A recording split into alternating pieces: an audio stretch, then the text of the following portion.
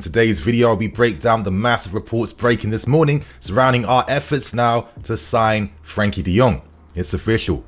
Moving on, big updates on Cucurella. We are getting even closer now to capturing the Spanish wingback. And of course, let's hear more news about our latest third signing of the window as we officially sign Gabriel Slonina from Chicago Fire. Ton of things to break down, ton of things to discuss. Before we get into things though, I need to get one big plug out of the way first. Today's video is brought to you by friends of the channel in OneFootball. Big things are happening for us during this month, you guys, so OneFootball makes it easier for you to keep up to date with all the biggest, latest reports on OneFootball. As we go here on the profile page, as we can see, let's go to the transfer business done.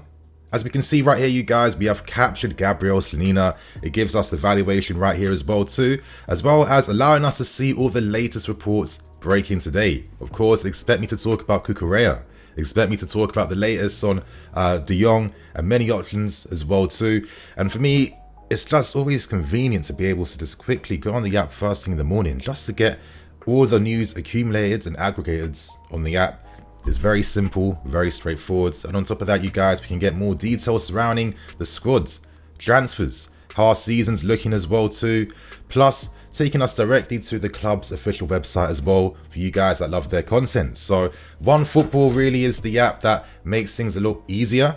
And for me, this is the perfect opportunity to try it out, test it for yourselves and see how you like it. So if you guys want to try that, you'll find a link below in the description. And getting back into the video. Now let's start things off by discussing our third official signing of the window as we finally capture Gabriel Slonina from Chicago Fire. The club released it on their official website late last night around 9 p.m. Slonina signs on a 6-year contract. It's interesting that all the top young prospects we're looking to tie down, we are offering them big contracts and long-term deals. He will be remaining though at Chicago Fire until January, and then he will join up with the squads, of course, when January comes. And for me, it's quite simple that when Kepa, hopefully when he finds that move to Napoli completed, Slonina will take over from his spot. And I think this is a great opportunity for him to get acclimatized to the Premier League. Of course, work with our coaches and learn from players like Edouard Mendy and our very experienced goalkeeping coaches. I'm quite excited by this. Slonina is one of the most exciting young prospects from the MLS.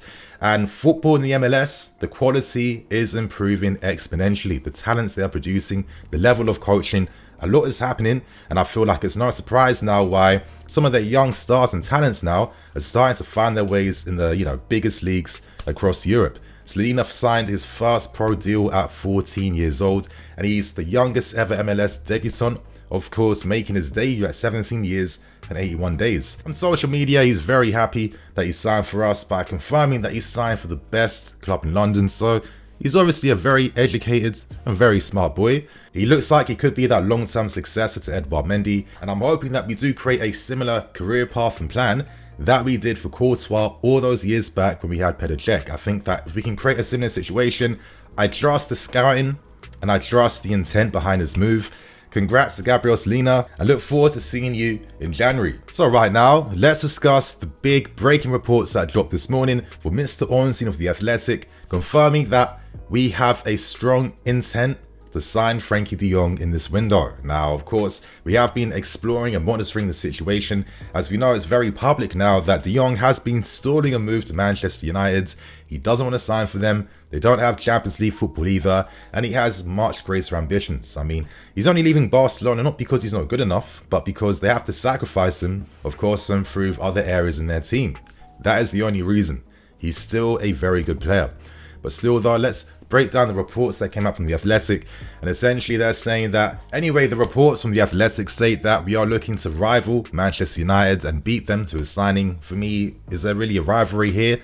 They had the fee agreed for time, the wages agreed for time, and he doesn't want to go there. So for me, it's quite simple that we are the only main suitors that can get this deal over the line. It's been reported publicly now for weeks that if De Jong was forced to leave Barcelona, he would only entertain signing for us because we're based in London and we can offer CL football. Now, we can thank Manchester United because now all we have to do is match the offer they presented. And United did agree a £63 million fee plus 8 million add-ons, of course, taking the deal to 71 million, which equates to being around 80 million euros.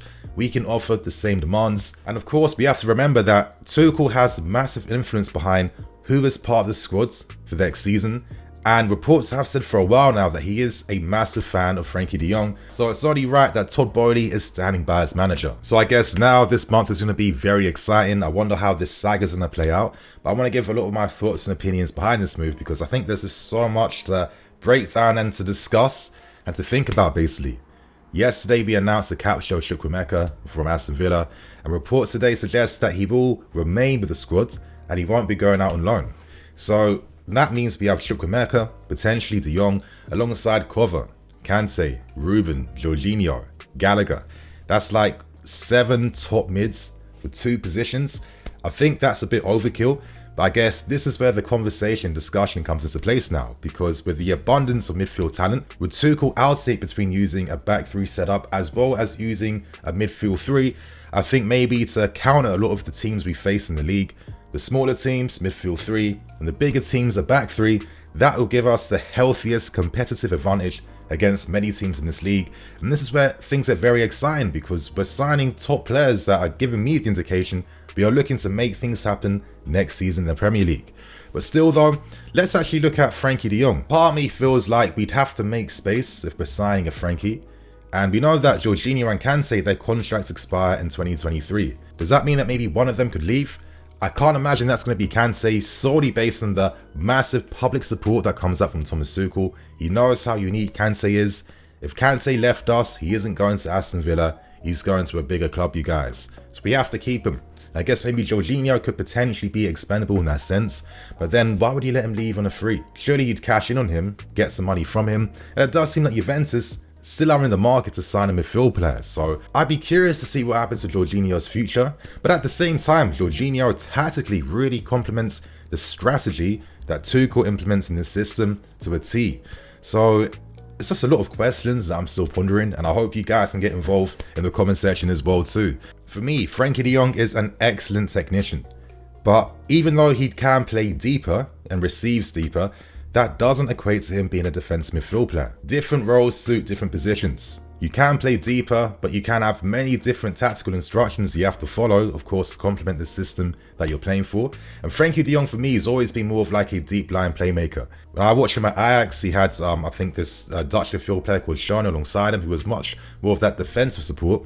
And Frenkie De Jong is a player that likes to receive from the centre backs, where you have that space to, break the lines, cut through teams, of course, and, create some fast transitions to attack from. This is why I keep making the comparison to Kovacic, because they do essentially the same thing. And I guess maybe Kova is a lot stronger physically and more acclimatized now to Premier League football.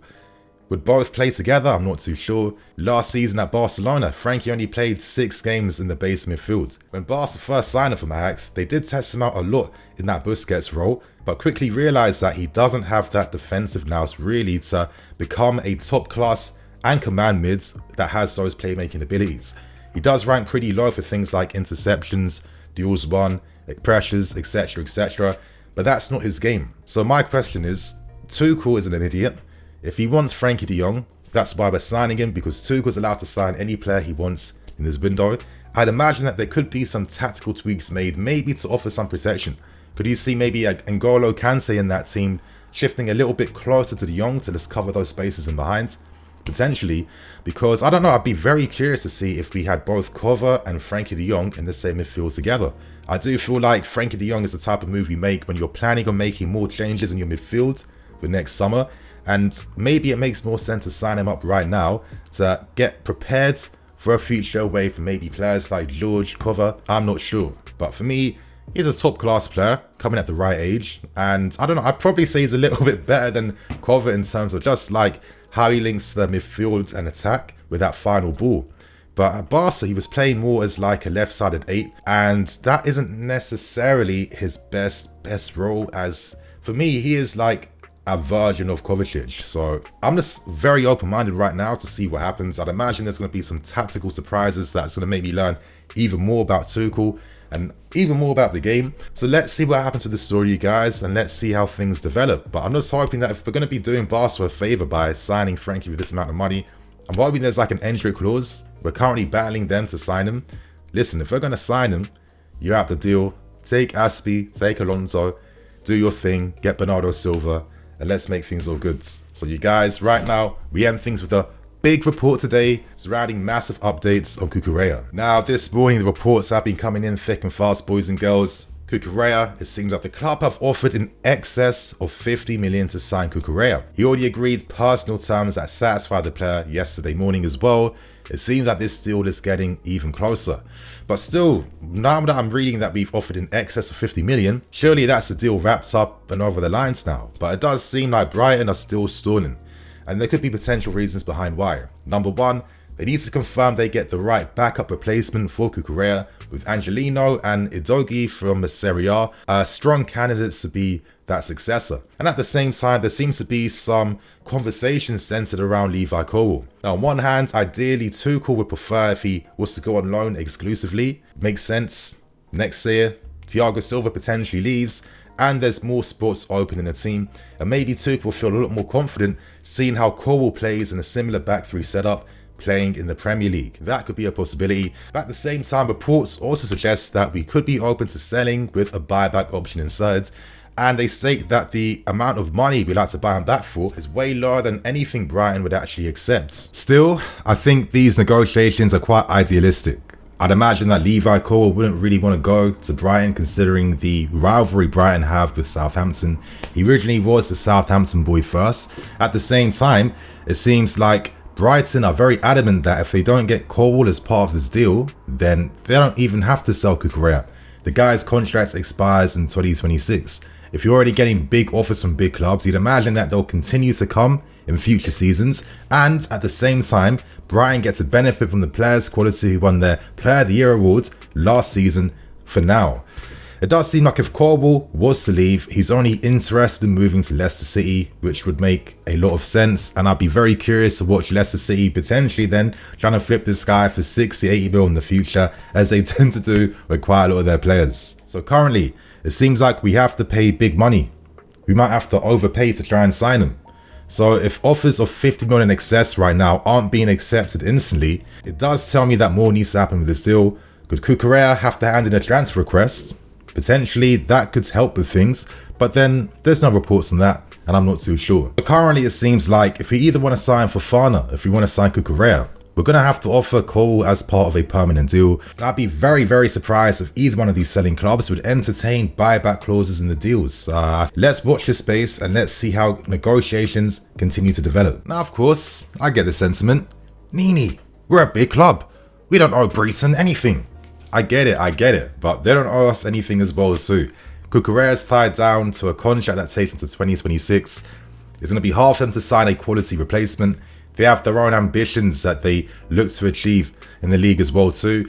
And I think the timing of making a massive move like this is just like, well, listen, if you don't give us Levi Colwill, who we feel will be another big player that will benefit us, that we can also flip on in the future, we don't even have to sell you Cucurella because we're not even that desperate for the money. You're at the mercy of the selling club. So if we really want Cucurella, with many limited options currently, we have to decide if we're going to sacrifice Cole to sell to him, even though he doesn't want to go there, or use him for Fofana. So let's see how this deal continues to play out. We didn't make the move to sign him last window, and now his valuation has gone up 3 times, 3 folds. You know, they signed him for 18 million, and we have to pay an extra 40 mil on top to try and get this deal over the line. I'm hoping that we can secure this director of football quite soon, because for me, I think that as a club, it should be okay for us to be able to sign Cucurella from Getafe for a minimum amount of money, knowing that he can grow and improve in the environment we have at this club. Because I can't accept that after spending 1 season at Brighton, he's now a 50 mil plus player. Of course, the market does dictate prices. Of course, Brighton don't want to lose one of their star players. The one that they're going to mark the price up even more. But it's just like, should we always be a club that has to only exclusively spend big bucks after watching guys for just 1 season? Wouldn't he have just benefited us last year? I mean, I look at last season and I think that he should have been a signing that we just made back then. I mean, we were in a situation in January where we were having to try and recall Emerson back on loan. Alonso for me is a good player, but you know, I think we can move away from him. And if he has to be a backup in the team last season, I don't think it would have made much of a big difference, to be honest. I think that we could have potentially saved millions and millions and millions. And I hope that going forward in the future, we have more of a strategy now where, you know, we actually do utilize the scouting model, you know, by looking at these players, by scouting these players in advance. Cucurella, who left the mid-table Spanish team in Getafe to then go to a mid-table team in the Premier League. for us to then be like, okay, now we feel confident enough now to spend 3-4 times the original valuation. I hope that we spot these players in advance the season before. On that note, I'm going to wrap things up, keep things moving. Thank you for watching. I'm Nini FC, this is BlueLionsTV. I'll catch you guys later with some more videos. Cool.